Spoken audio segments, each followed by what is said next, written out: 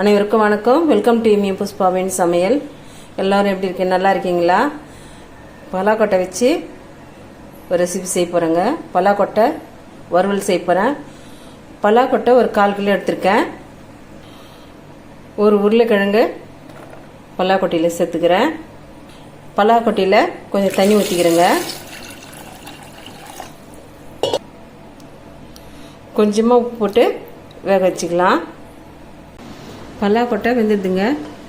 இந்த பலாக்கொட்டை மேலே இருக்கிற தோல்லாம் எடுத்துட்டு பலாக்கொட்டை தோல் உரிச்சாச்சுங்க. உருளைக்கிழங்கு தோல் உரிச்சாச்சு. இந்த சின்ன சின்னதாக கட் பண்ணிக்கலாம். 1 ஸ்பூன் சோம்பு, ஒரு 2 வரமிளகாய், ஒரு 5 லவங்கப்பூ, 2 பட்டை, 1 ஸ்பூன் கசகசா தண்ணி ஊற்றி ஊற வச்சுருக்கேன். இதை அரைச்சின்னு வந்துடலாங்க. ஒரு வெங்காயம் பொடியாக கட் பண்ணி வச்சுருக்கேன். ஒரு பச்சை மிளகாய் எடுத்திருக்கேன். ஒரு பச்சை மிளகாய் எடுத்திருக்கேன்.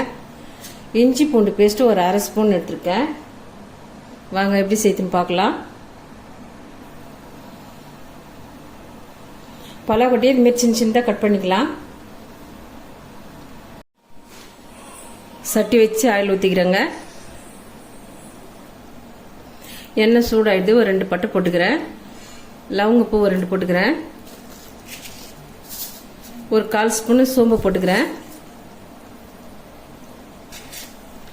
கட் பண்ணி வச்சிருக்கிற வெங்காயத்தை சேர்த்துக்கிறேங்க. பலாக்கொட்டையை வச்சு இதுமாரி செய்தால் கறி குழம்பு டேஸ்ட் வரும். வெங்காயம் நல்லா வதங்கட்டுங்க.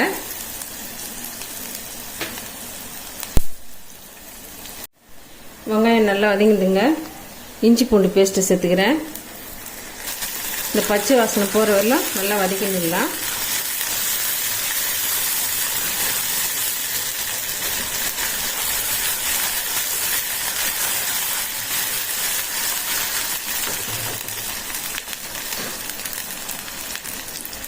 இப்போ நம்ம அரைச்சின்னு வந்த பேஸ்ட்டையும் சேர்த்துக்கிறேன்.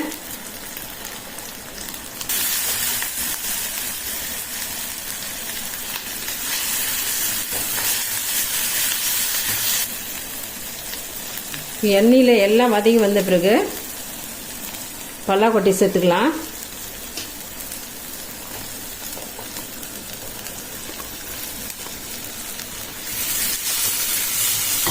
பச்சை மிளகாவை இதுமாரி கீரி போட்டுக்கலாங்க. உருளைக்கிழங்கு வேக வச்சு உருளைக்கிழங்கு பெரிய பெரிய பீஸாக போட்டு கட் பண்ணிக்கலாம். உருளைக்கிழங்கையும் பலாக்கொட்டையில் சேர்த்துக்கிறேன்.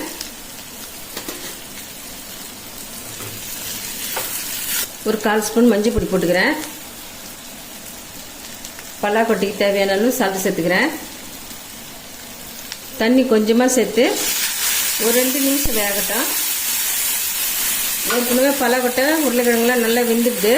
ஒரு 2 நிமிஷம் வெந்தால் போதும். சீசனில் தான் பலாப்பழம் வரும்.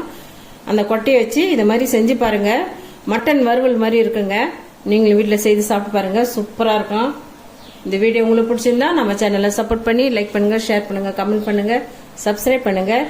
மறக்காமல் பக்கத்துல இருக்க பெல் பட்டனை கிளிக் பண்ணிவிடுங்க. தேங்க்யூ.